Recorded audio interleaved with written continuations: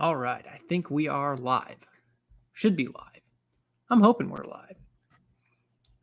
Hello, ladies and gentlemen, frequent viewers, followers, friends. Today is a topic I've been kind of excited about, and I just realized I goofed. I have to fix something. Something's not right in the world. You know what? Fuck it. We'll do it live. That's fine. So, today's topic is an interesting one. I was supposed to have a guest, co-host, whatever have you want to call him, and he didn't get back to me. So that sucks. But show must go on. I want the show to go on. So I'm going to do that. Let me adjust my microphone here. I don't know how I sound out there in chat land, but I'm kind of sad because I did some homework, if you would, for this, and basically watching some movies. And effectively, today's topic of relationships, romance, I'm going to talk about them, how they relate to D&D, and maybe some interesting ideas that other players out there could use for their writing. I have made 2 characters. Well, technically I'll go with 3, but no, actually, let me step it all back. All of my characters, family is an important part to their sphere. It's an important part to who they are and what they believe. So that's the relationship portion of it. And then offhand that I'm thinking of, the 3 characters I'm probably going to talk about, 3 of my characters are specifically their romantic side, their romantic relationships impacted who they are and why they do and did what they did. So the first thing I'm going to target is the very obvious question of why? Why do we need a relationship? And the next would be what's the function of it? Why is this a component to our characters? And the short answer I can come up with is it helps round out a character's personality, and it helps define who they are and where they came from. And so when you have these types of dynamics to a character, it makes them relatable. It makes people want to know this character. They want to learn about this character. And you're if done well, your audience or your teammates cheer for him. They want him to succeed, or her. And it's a huge component to a lot of characters. And it's also a huge component that if you're missing, you typically are filling the gap of the murder hobo trope in your campaign or your group. So I highly encourage, don't be a murder hobo. Don't do that. So what I'm going to focus on, or for the initial onset here, is I'm going to focus on my character Jackaran. And his relationship is relevant to his wife and his son. He is a druid, an elf druid. They lived thousands of years. He had a wife. He was a good citizen, upstanding. And his son died in a battle. His son died in a battle against an insect swarm, effectively. And his son was one of the casualties. And my character, Jack, took it upon himself. He blamed himself for that because he felt that if he trained his son properly in how to use his druidic magic, his son would be alive. And that caused Jack to isolate himself and to seek solace in himself and move away from his wife. It caused their relationship. They didn't break up, but they did separate. So there's a distinction there. And that caused, their relationship to fall apart, to the point where she was actually looking at other guys. She was looking at other men to court her. And he was sort of just living like a bachelor's lifestyle, in isolation, just completely wanted nothing to do with anyone else. And it actually is what propels him into meeting some of his friends who are humans. And it propels him into basically throwing himself into very suicidal situations that normal people wouldn't want to be involved in. So he would do heroic things, but not necessarily for the right reasons. He would do it because he felt that he had nothing to lose. He lost his son. What else is there to live for? He lost his son because he was a failure. That's how he interpreted it.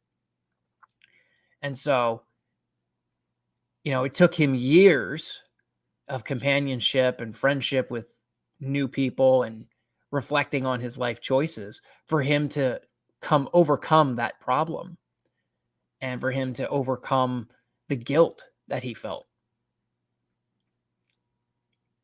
So, like, there's a character right there that, his family is very much important to him. His wife, depending on at what timeline, she eventually dies too. She gets murdered. And that's an arc for my character, Jack, where he avenges her death, because even though they're separated, he still loved her. And when he finds out that she was killed by a poacher, that enrages him to the point of reason, beyond reason. He knows that he has to go out there, find who killed her, and kill them himself just to put her spirit and soul at rest, give her vengeance.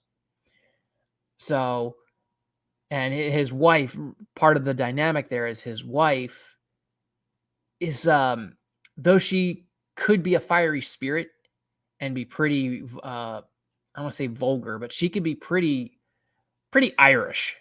Let's put it that way. She could be pretty Irish. She was effectively a harmless person. She was a druid healer. She wouldn't take up battle. She wouldn't take up combat. So for her to be slain by a poacher, to Jack, was an absolute affront to nature. Like, it's an affront to everything. It's like, here's a harmless soul, and you decided this is the creature you got to kill. So, his druidic training and his emotional instability, I'll call it, led him to, okay, this guy's got to go because his behavior is unacceptable. His choices are unacceptable. So that's a part of his arc. But then he eventually he falls in love with another woman, and she is very much his soulmate. She's very much the perfect match for him. And they share very much a similarity of, like, she is a ranger. He is a druid. So they're both one with nature. And when he enrages and wants to be a complete savage beast, when he wants to Hulk out, she is able to actually calm him down and make him see reason. And when she sees, like, that moment where he should Hulk out in rage, she encourages him. She wants him to do that because that's the proper reaction, or so she believes. So, like, in that regard, these two, when they work together, when they see eye to eye, because they argue a lot, when they see eye to eye, they both go full throttle into their tactics. And then another character who I've spoken about before on stream is my character Gustav. Gustav is a military career man. His gist of his story is that he was held back from the noble class and from royal class because his father was a commoner, and he was a commoner, but he served in the military, and he was an effective soldier. He was an effective strategist and tactician. So that raised him up to the rank of, I believe it was colonel. I had him either colonel or major. I forget which. And so, or no, I'm sorry, he made up to commander.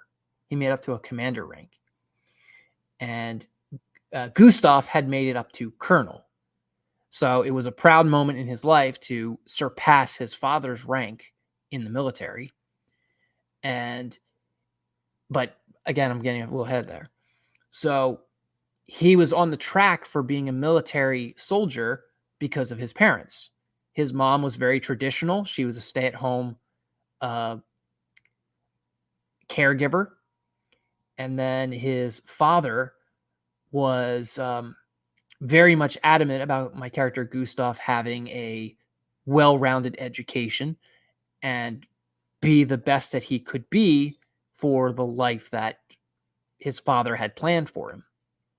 And Gustav leaned into it. He did not shy away from the military life. So because of politics and what were happening in his family's life, Gustav had decided, or I'm sorry, he was taken out of the military at 13 and placed into a monastery to begin his martial arts training. And that's where he became the class in the campaign. He was a monk. So that's where he became a monk. And once he got out of that being a monk, after like 10 years of training, he went back to a military career. And in the military, he excelled. That's where he became the rank of colonel. And he was known notoriously as a well-rounded cavalryman. He was a cavalry soldier and basically a badass. His downfall was that he wasn't noble. So because he wasn't a noble class, everyone overlooked him, and they looked for every reason to keep him below rank. Basically like George Washington, where the British Army wouldn't promote him and they wouldn't hold him in any level of esteem. So Gustav was very much like that. So Gustav was never one to just sit there and stagnate. So when the military began to stiff him, he began to look for alternative things to do. So he began setting his goal for looking for a wife and continue his bloodline like his father before him. And so throughout the game, the campaign, Gustav was very obviously making romantic courtships to various NPCs and, in one case, a player. And he was evaluating their competency. He was evaluating how well would this woman perform as his wife. He's a very traditional man. He's a very stoic man. He can be expressive, but he's very much by the book and, like I said, traditionalist. So he's looking for a wife who's going to stay at home, look after the kids, and accept that he is the man of the house. He's going to be the breadwinner and the man who wears the pants. And so he's like constantly throughout the game. I don't say constantly.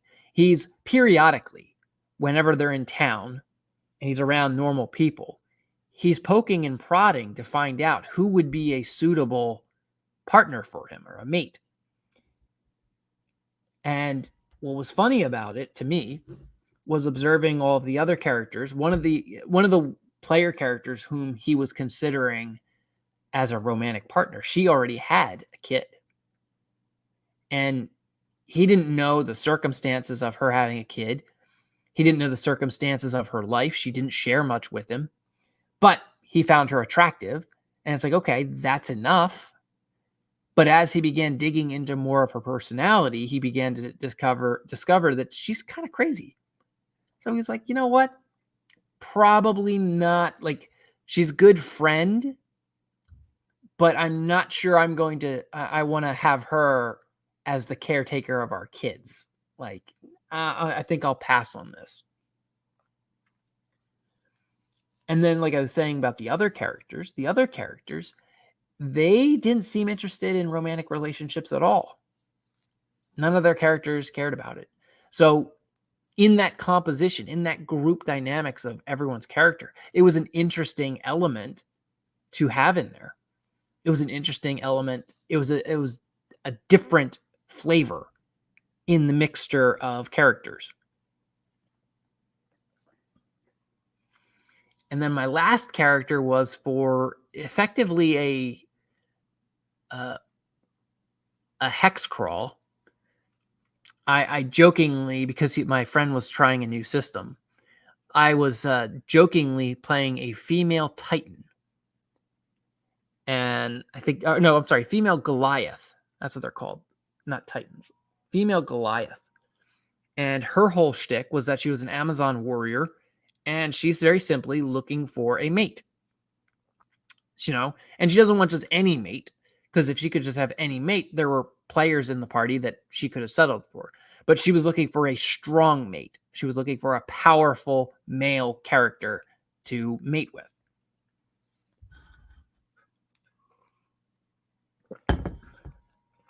That game was a clusterfuck, in my opinion.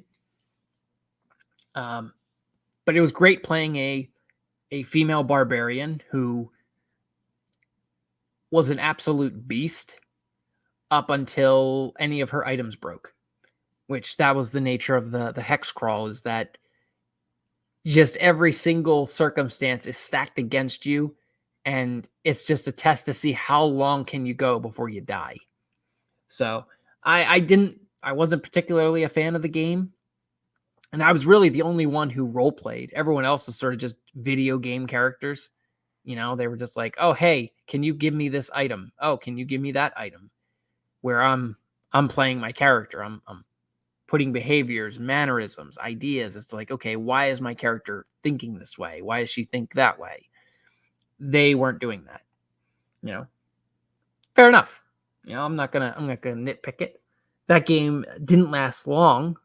We only played, I think 4 or 5 sessions, maybe 6, and then we stopped. Because I just think the reality of it was that the systems that my friend came up with made it too rigid and too stacked against you. Just way too stacked against you that it wasn't fun.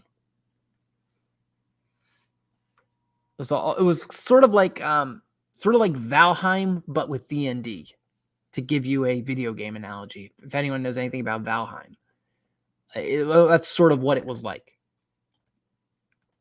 Give me a moment here. Up. Niraj in the chat, he says, shout out, lost sound back, lag spike, I think. Oh, okay. Probably should keep my eye on chat, just in case. All right. So, as I said before, the benefits and awesomeness of having relationships for your character is that it grounds them. It makes them have it lets everyone else know where they're coming from, what their motivations are. There are some benefits to it. Absolute benefits to it.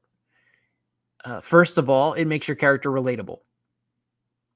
I don't know how I can't emphasize that enough. It makes your character relatable, and relatable means or translates to good karma. All right. It makes your character positive in the eyes of most people. All right. Because a normal, or I should say a heroic or a positive figure has good relationships. They have relationships as a priority in their life. It's something that they're concerned about. It's something they want to do, and they're very conscious and very active in maintaining those relationships. So think of someone you know in your life who is actively maintaining their relationships. They give you a call every now and again. Hey, how are you doing? What's it going on with you? All right. Those are people who, they care about their relationships. They are typically the people who will take the shirt off their back and give it to you if you need it. All right. So we as audience members, we as players, we pick up on that, even subtly. We pick up on that. It's like, okay, this is a kind person. Now, an evil person might exploit that. A good person might exploit that. You don't know. But that's the fun of it. That's the extra element of the unknown.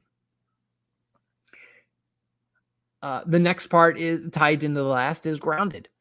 It makes your character grounded because your character knows he can't accomplish much if he doesn't have relationships, if he doesn't have anyone he's willing to work with or help or do anything with. There's an old, on one of my many walks through my neighborhood when I was younger, I had an emotional, I'm going to say an emotional meltdown. I don't think I'm describing it correctly, but effectively I decided I'm going to go walk. I'm going to go take a walk and clear my head from the walk. So here I am walking around at 2 a.m. in the dark city streets of my hometown. And as I'm walking through, I come across this church sign. You always see those church signs that have some form of like words of inspiration, words of encouragement. And this sign had something that is profound to me, or was profound to me. And it resonated with me until even today. It said, those who are lonely because they've chosen to build walls instead of bridges. And that blew me away.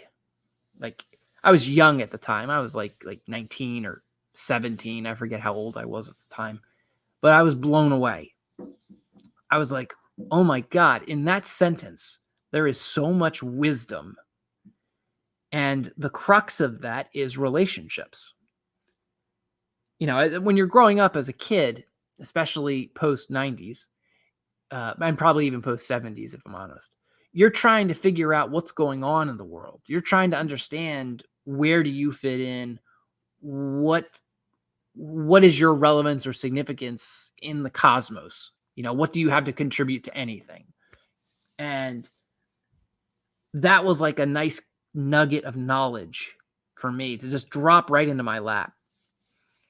So hopefully someone out there, that's some nugget of knowledge I just gave you that's going to be helpful. But to me, that was I immediately knew what it meant. It was about relationships. It was about fostering and caring for those who you care about. And don't shut them down. Don't shut them out. Don't tell them piss off. Don't tell them fuck off. You need them. And I had examples in my life of family members who've done that, who've decided they're going to build walls instead of bridges. And I decidedly said, I'm not going to be that person. I'm not going to be like that. Fuck that. That's not for me. So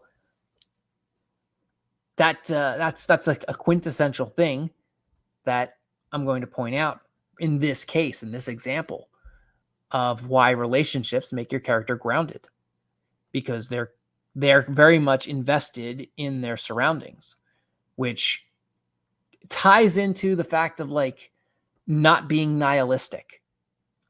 Okay, because there's a selfish and selfless aspect to your relationships. All right. The self-interest is, hey, I care about this person and if something happens to them, I'm not going to be happy because I like them. But then there's the selfless part of it where it's like I would rather burden that pain or that problem than let that happen to them because I believe they're a good person. In my opinion of them, they're a good person who didn't harm anyone, doesn't do anything wrong. They don't deserve any ill fate upon them. So, I take a look at something like that and say that's a very selfless motivation for a character. And again, you can always tie it the other way of a self-interest character. It's like, if I lose them, who's my meat shield? And if you can't tell, by the way, I talk about nihilism. I am not a fan of nihilism. In my past streams where I talked about evil, I've pointed out that I do not like evil at all. I like the concept of evil. I like the existence of it. I like acknowledging that it exists. I like it as a story component. But I often see that evil gets underrated, undermoved, or I shouldn't say underrated. It gets completely shafted as of lately. Like, you don't actually get to see real evil. You get told that a person is evil. You don't actually get to see someone being evil.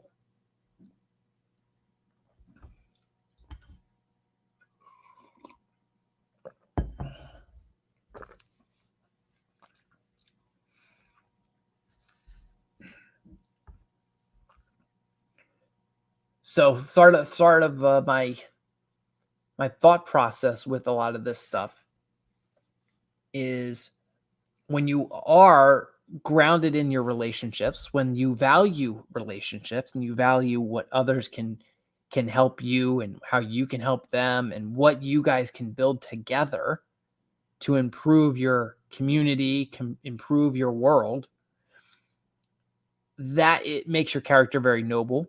It makes your character heroic, and it makes others inspired.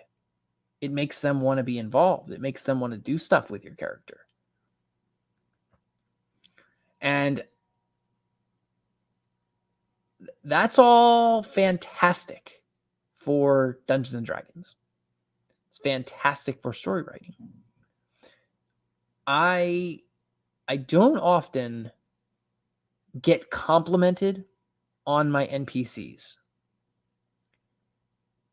So I'm not going to toot my horn on that. But what I do get from my friends and how they articulate their reading on my NPCs is they get interested. They get curious because I give the players enough of a taste of a character's personality that they can get the character's personality. They can get their motivations. What they miss is why they do what they do, the methodology.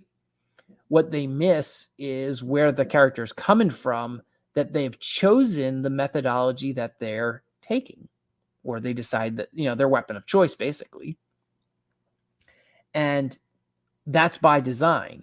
As a dungeon master, I do that by design because I want the players to poke and prod. If the interest is there, I don't force them to poke and prod. If in my Star Wars game, there's a few characters that the NP or the players have no interest in really interacting with. They don't want to know what their story is. They don't want to know anything about them, but they're there, and they're perfectly, like, when the characters meet, they're cordial, they're social, they're perfectly fine, but they're not digging into each other's personal business.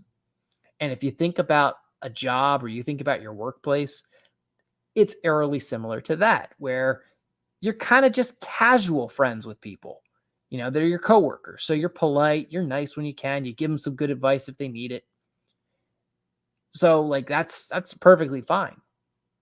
But what I do read out of my players is their curiosity. I read that they get interested and they want to know more.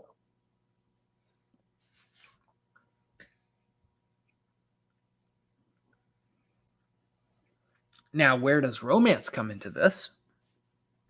Romance becomes a very interesting facet. I've had in one of my games, excuse me, I've had in one of my games 2-player characters. They got involved in a relationship. And then I had in a romantic relationship. And then in 2 previous games, I've had 2 players who were effectively combat brothers. And another was, I've talked about this on the stream before, which was Clank and Lady Potato's characters. They were brother and sister. And the sister was in a relationship with an NPC, with a character from her backstory. And the brother wasn't really in a relationship at all. He was kind of interested in some women, but he then realized that a lot of the women that he's floating around in their circles, they're very strange women. They're supernatural, they're monsters, they're creatures. They're not a regular person. And he began wrestling with the question, should he adventure into a relationship with someone knowing and doing what he does, which is hunt down monsters and solve all kinds of supernatural mysteries? So he has to wrestle that ethical question of, should he actually drag someone into that? Because if his past comes back to bite him in the butt, that's a person on the hook for that. That's someone who's going to have to answer for his mistakes or be prepared for it at some point. Now, whether that's true or not, that's subjective. That doesn't matter. What it is true, or what does matter, is that's what his character believes. And so because he believes that, he acts upon that. So he's very conscious when characters come up to him, flirting with him, trying to court him. He has to decide how to navigate this scenario.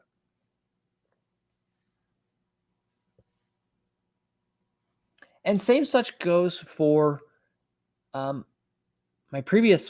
other campaign before this one, where I had 2 players in a romantic relationship, and their characters were naturally attracted to each other. They had a mutual interest in magic. They had a mutual interest in survival.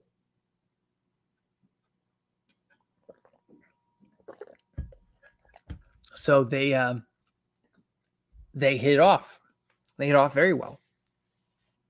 And then you get to see other people, other players who, once they see that that's a possibility, they begin trying to pursue it themselves, and they look like a complete clown because they're now venturing outside their character's purview. They had no idea, no concept at all that, like, what would my character do if they were in a relationship? That didn't come into their mind until they saw someone else doing it. And then they said, I want that too. It doesn't work. That doesn't work. You can't just on the fly add something like that. You actually have to think about it. Have to take a time and say, all right, when you're making your character, you have to think about, what would his relationships be like? What would he view as a father figure? What would he view as a mother figure? What would he view as a best friend?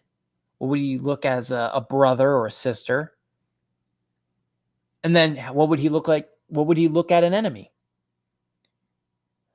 So you're going to have to evaluate these different elements, these different aspects of relationships. In my Star Wars game, I have a relationship meter system that I work with. And in my Vertigo Cypher game, I had a slightly different method. I had a cell phone contact list for that game. So in Star Wars, there's 4 bars, 4 categories. There is, if I remember correctly, there's the friendship bar, the romance bar, or lover bar. I'm sorry, it's called lover. And then there is the hated bar, and then the enemy bar. Excuse me. So there's those 4 bars. Of those 4 bars, you have to level them up or rank them up based on how well you engage with other characters, or specifically the NPCs on the ship's crew. So depending on how you engage with them and how you court them, you begin to go up or down with them. And there may be some circumstances where you don't want exactly a positive relationship with someone. You might want a hostile relationship. I don't know. I don't know what circumstances that may be, but how I role play and how I narrate my NPCs, they're often very different, and they're not linear. They have their moments of, they're linear when it comes to their skill sets and competency. But when it comes to their personalities, that I typically have, I've already considered, how would this person react angry? How would they react sad? How would they react happy? Like I just go right down those bullet points.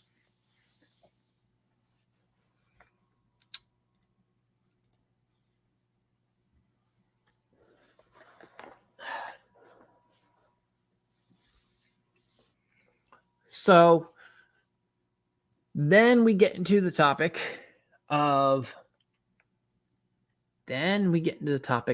sex, which, great topic.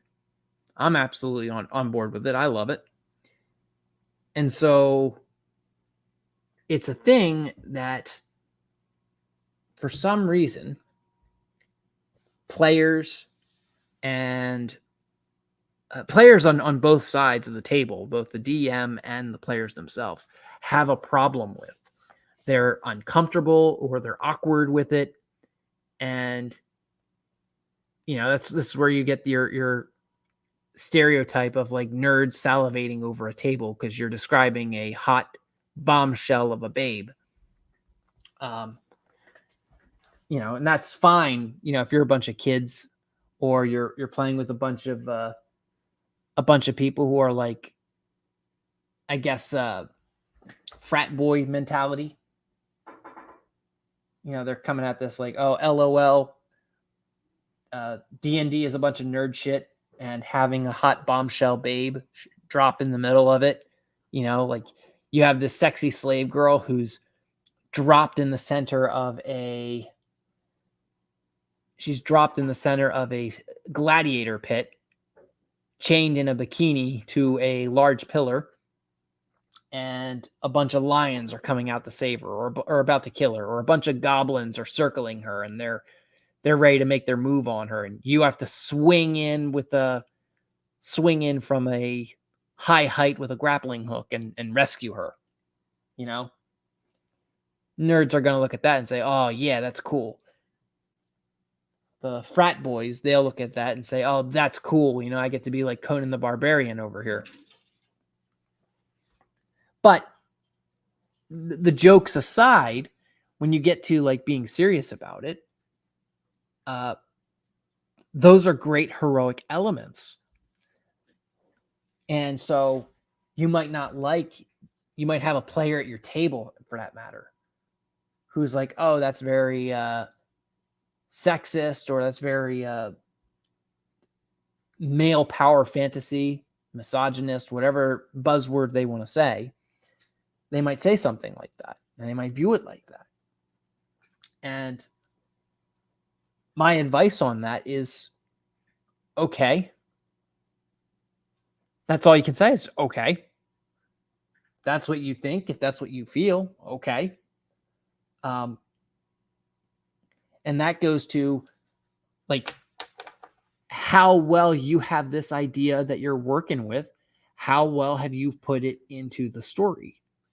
If you're just dropping a half-naked girl into the scene because you wanted a half-naked girl in the scene, okay, I wouldn't do that myself personally. I would have some reason for her to be in the scene. I would have some reason for the players to have to rescue her because that's a quintessential moment. And then you also have to factor in um, what's her personality?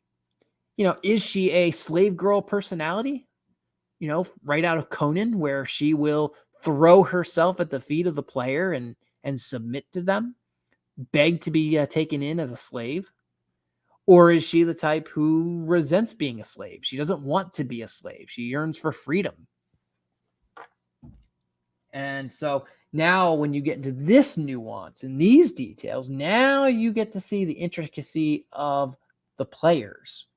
You get to see what their interests and choices are going to be. So if she's a slave girl and she wants to be free, the players now have the choice. Now, in today's world, the 21st century, almost all the players are going to pick free her. They're not pro-slavery. Like, no one's pro-slavery in this age unless they're like a cartel member or working for the government. So like no one's for slavery. So most normal D&D players aren't going to be like, oh yeah, I'll take her as my slave without her wanting it. If she doesn't want it, most players will say, no, I'll let her go. I'll grant her freedom.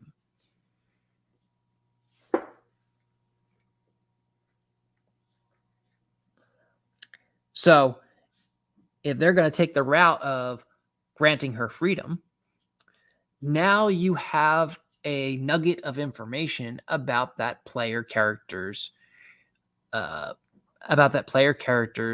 morals.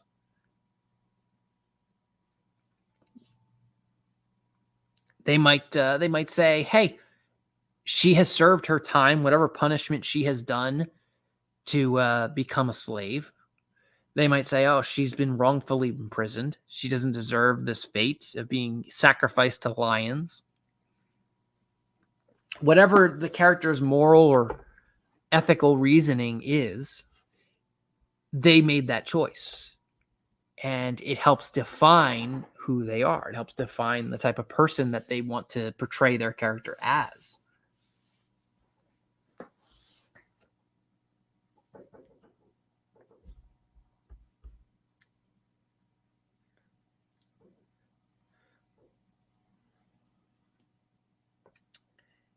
And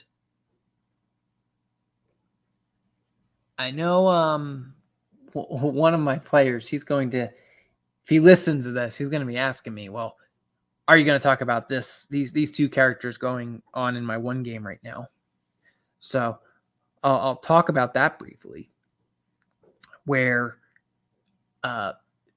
two characters are interested. Well, one character is interested in another. Okay.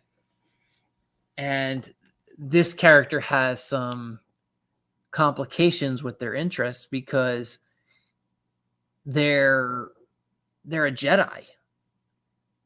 And being a Jedi, she has obligations and rules and restrictions she has to follow when it comes to relationships. She's not able to have attachments and things to that nature. So she's conflicted in that. But however, on that note, she is not technically a Jedi. She has walked away, basically. She walked away from her training. And she managed to survive Order 66. Again, I hate Order 66. If no one knew that, I don't like Order 66, but I'm not going to go off on that tangent. So she survived Order 66, and she's basically in hiding and decided, I'm not going to pick up my lightsaber, continue my training or anything like that, because I'd rather live than die. It helps that that's been her directive as a Jedi who survived Order 66.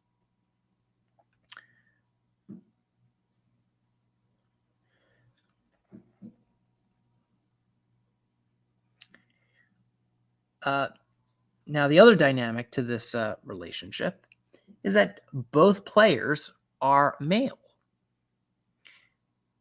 Now, the character, one is male, the other is female, but both players are male.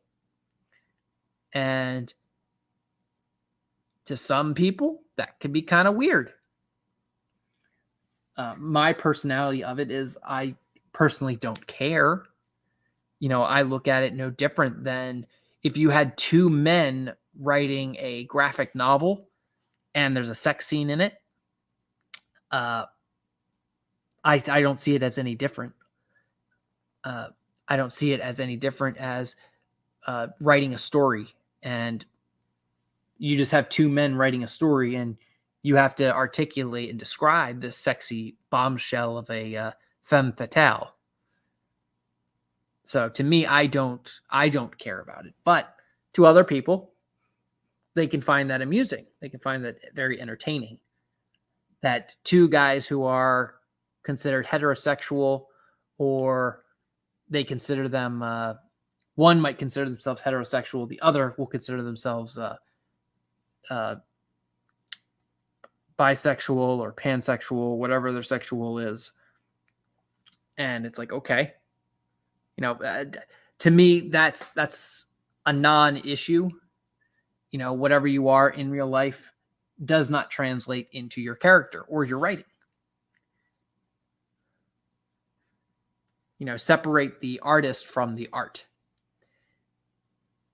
That's an old expression that a lot of people in today's society, today's world, need to reacquire in learning.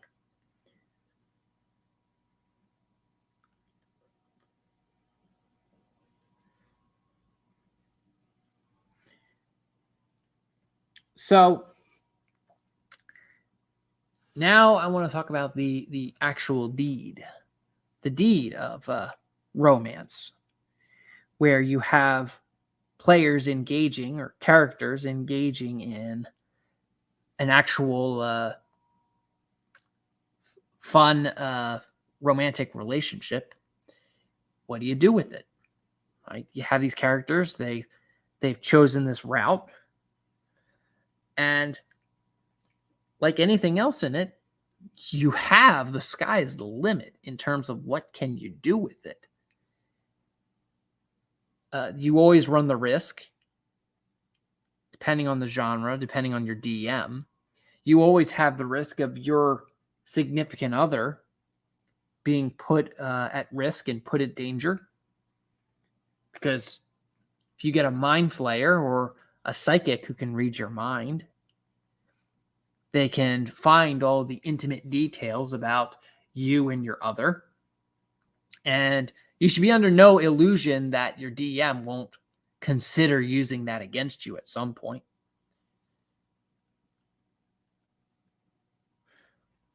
And as a DM, my advice to that is tread carefully. Tread very carefully when you're messing with a character's relationship, because you don't want to spook the player. You don't want to spook the character. What players are looking for in their characters is they're looking for a fun story. They're looking for a fun adventure. So you don't want to just punish them from having that and beating them over the head with, hell, we're going to make this character go through a complete trauma. That's some of the nihilistic nonsense that I was referring to earlier, where a lot of modern day writers love nihilism. And I enjoy writing about nihilism almost as much as I enjoy writing about cults, because they're fun. But with that said, you have to temper them, and you have to consider and weigh what would be the happier ending or more satisfying ending to another player. So just because you like the idea of a nihilistic ending doesn't mean the other player does. Doesn't mean that they want that for their character. It's like, oh yeah, I want my character to have a miserable life and a miserable death. I talked about this with my last stream, or not my last stream, one of my streams a while ago now, where actually maybe I didn't talk about it on stream. I don't think I did. My last session I had done with my family, my DM auto killed my character. Basically killed my character in a cutscene. And it kind of pissed me off. Not gonna lie. The rewarding part of it was he autoed my character, killing my character in the most bitch-made way I thought possible. Or at least in that scenario possible. But I was tolerant of it because I was watching and observing how everyone else at the table was working hard to save my character. Everyone came together trying to figure out what spells, what magic, what items they had that could bring me back. And that was the only thing I liked out of watching my character die like he did. I thought it was absolute bullshit that my character got killed in a cutscene.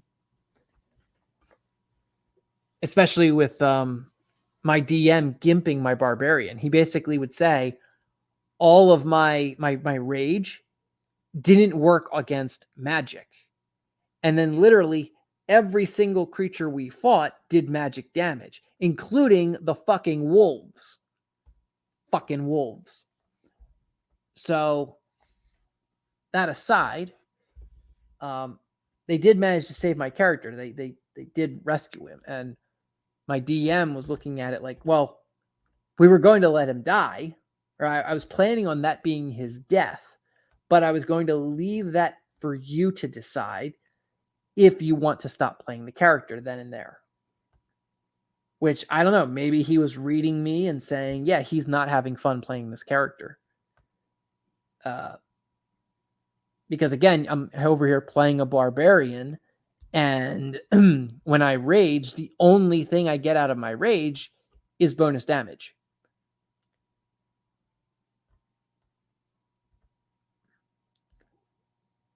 So,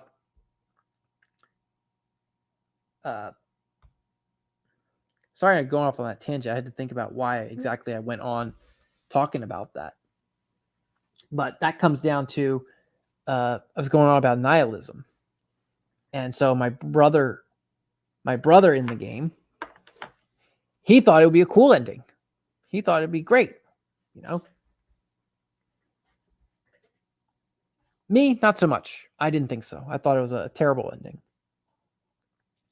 So that's an example of don't project. Don't, just because you like the idea, don't assume that the other player is going to like it too. That's something you may want to sample out with your players and get an idea as to what would they find as an acceptable ending to their character. You know, if you as a DM don't have any idea as to what your audience or your players, what they would find as an acceptable ending to their character's life, you need to find out. You need to kind of work on that and sort of prep them. Let them know, hey, you know your character can die at any point, right?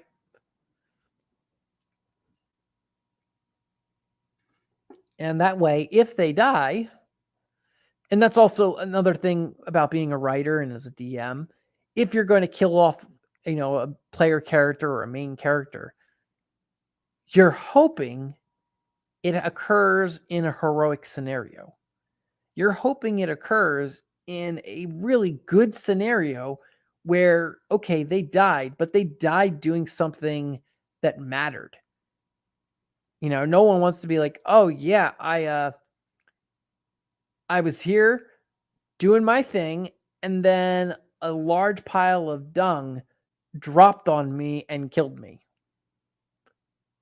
Like, talk about a shitty situation, right? That's not an interesting ending. That's not an interesting ending for almost any character. It's like, oh yeah, I'm just walking through the city streets and then a bunch of dung hits me and kills me because I rolled a nat 1 or something, for walking down the street.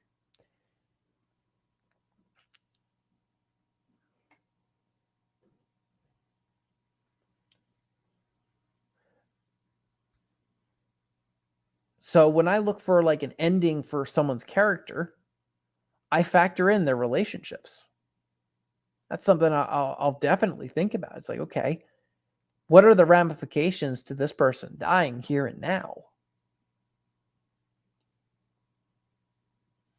And typically the players, at least in my experience, the players have a pretty good, astute observation as to how their companions, how their teammates, how they're all going to react. And sometimes they're caught off guard because they don't realize that, or they're so caught up in the moment. Most times they're not paying attention to how other people react to their character and how other people feel about their character. So, you get your Legolas and Gimli relationship dynamic. That's a scenario where it's like, okay, these two are together, they're friends, but they're also rivals. They're hostile towards each other. And yet they have to work together.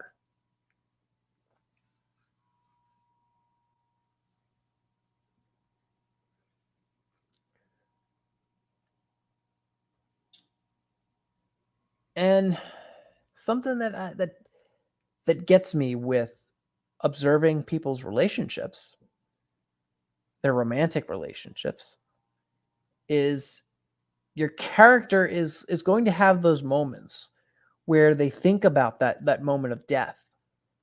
Like, I have a girl back home.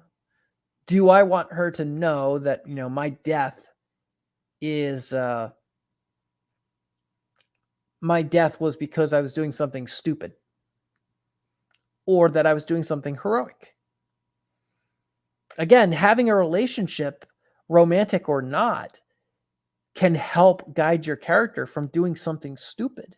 It can ground your character. And that's another factor that players often miss with their depiction of their characters. They're not thinking about, hey, if my character has relationships, he's not going to be so stupid to just throw himself out there to die for his loved ones to bury him or find him.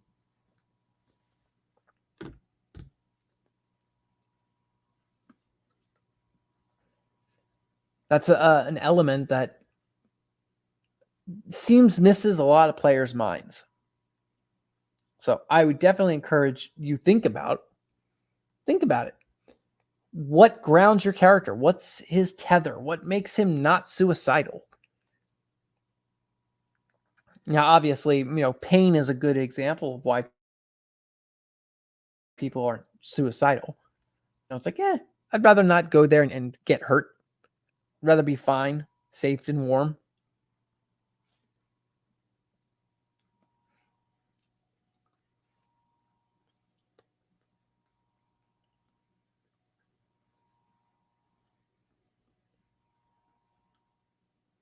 And thinking about with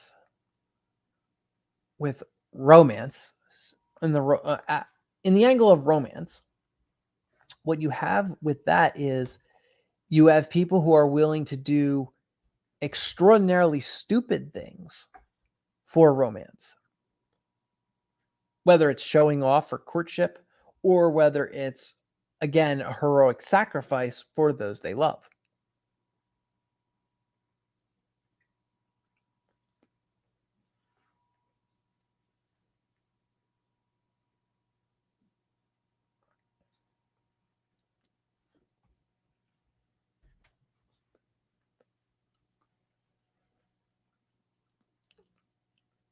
Now, one of the things that get me as well, and this comes down to a lot of people in society, um, Might surprise some people out there. Probably not anyone who knows me. When it comes to the topic of adult subjects, I am pretty confident and comfortable talking about them. But when it comes to them, a lot of people tend to be very shy. They tend to be very closed off when it comes to them.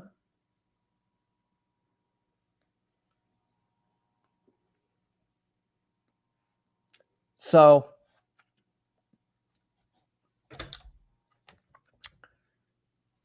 for me, I love exploring the dark topics. I've had several really dark scenarios and dark things happen in my games that a lot of people will shy away from. A lot of DMs will recommend you not do said types of stories of the say hentai variety. And I'm of the opinion, if you put it in the story and it makes sense for the story and the players are okay with it in the story, then allow it. It should be fine. In my games, I do, I try to get a feel, especially with strangers. I try to get a feel as to what exactly are some of their hard limits. I know everyone has their different things that they want or will allow in their game. Me personally, I'm a no limits type of guy, but if my players have limits, I'm more than willing to capitulate to them.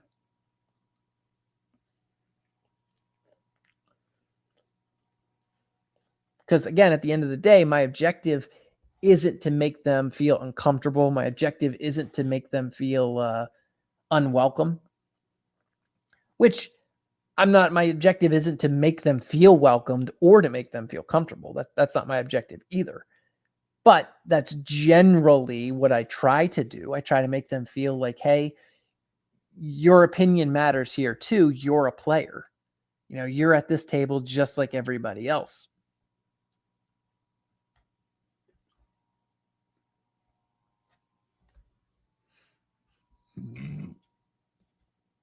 But yeah, so I've had several dark storylines where really bad things had happened to characters, to NPCs, and I've actually had one player tell me they don't want what happened to them to happen again because it was very dark and it made them very uncomfortable.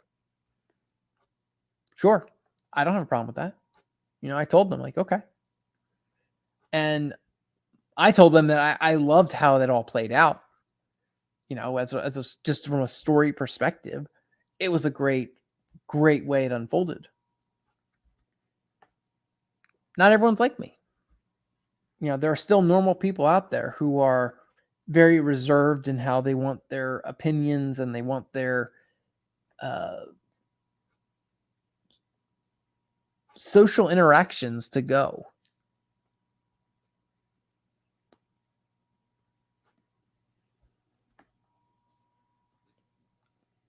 And then I've had other players who thought maybe I went a little overboard, but they still rolled with it. They were like, you know what? Like the DM's objective here is to invoke anger and rage in me. And they succeeded because now I'm furious, or my character would be. And it's like, awesome, cool. As I've said before, I love villains that you love to hate. You just absolutely no remorse for. You don't care where they come from, why they're doing what they're doing. That doesn't matter. All that's nonsense. Their main goal is, hey, I'm a villain. I'm going to do what I want to do.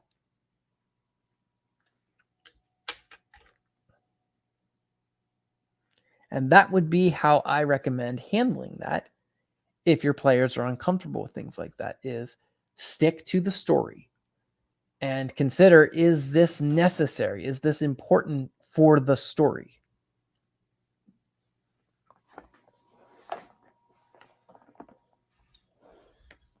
As I said before, going back to my slave girl in the Colosseum, is it necessary? What do you have planned for that? Why are you dropping her into this story?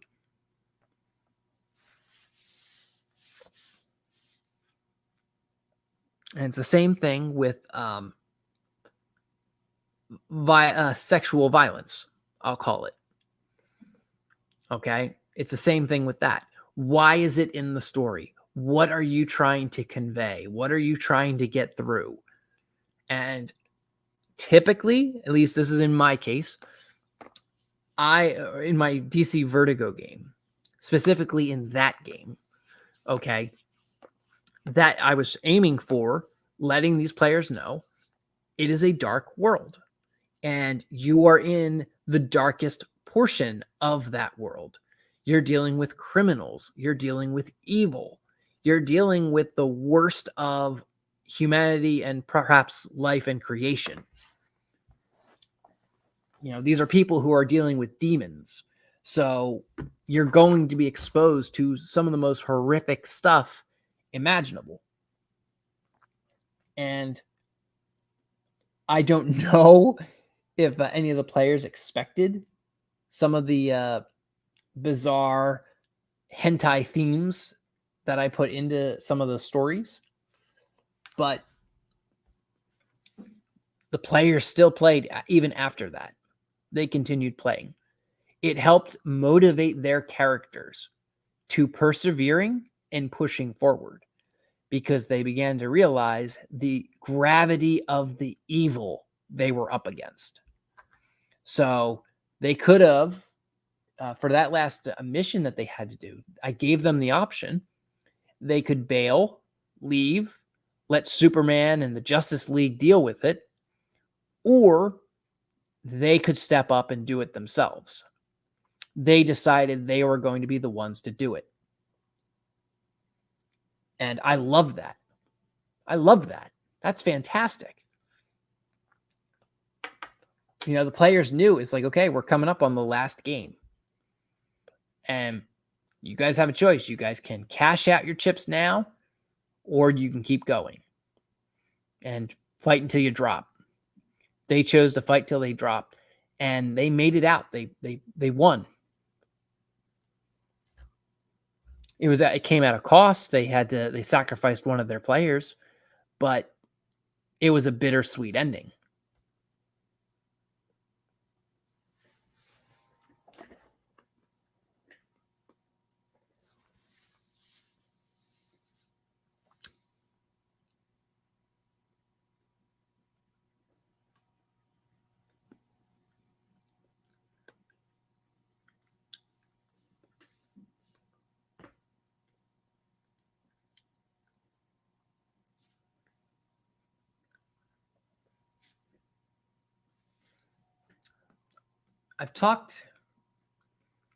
I'm not sure if I talked about it before. I forget which story it was that Chuck Dixon brought up. Chuck Dixon talks about it. He says the one story for Conan the Barbarian that he loves is like the titular moment in it is when Conan has to make the ethical decision. You know, this dumb barbarian has to make the choice at the end. Which should he save that's falling over a cliff? He's got a hot, sexy girl on one hand, and then a giant treasure chest of gold on the other. And he's in this conundrum that he has to solve, where it's like, I want the wealth, I want the money, but then there's a hot chick.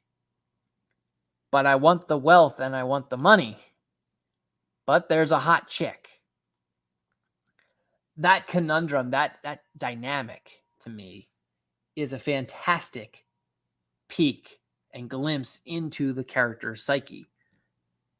That's, I'm pretty sure, why Chuck Dixon likes it, is because it shows this guy's personality. You know, there's an element of him that is selfish. There's an element of him that likes shiny.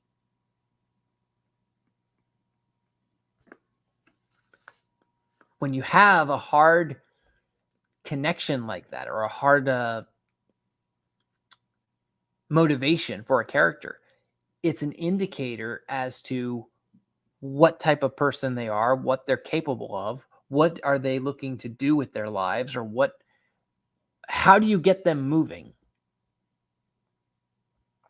And it's a part of why we like characters like that. You know, when you have a character make choices, especially hard choices for them, we love seeing that struggle. We love seeing them having to wrestle with that complication.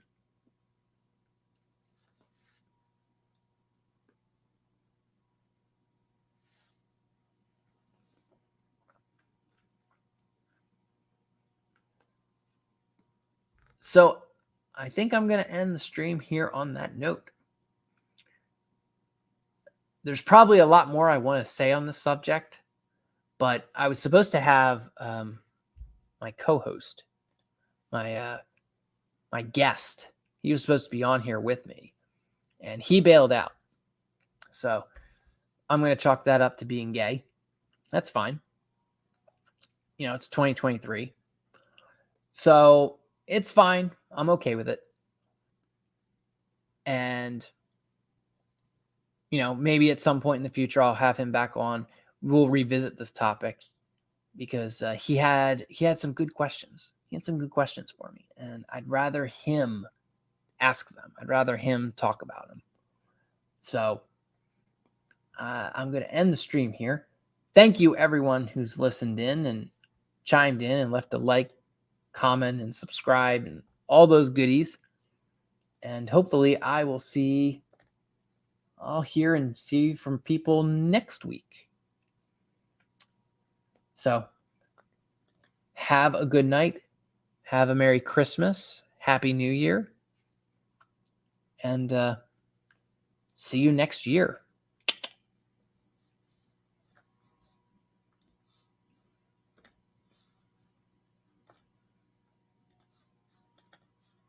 Today is a topic I've been kind of excited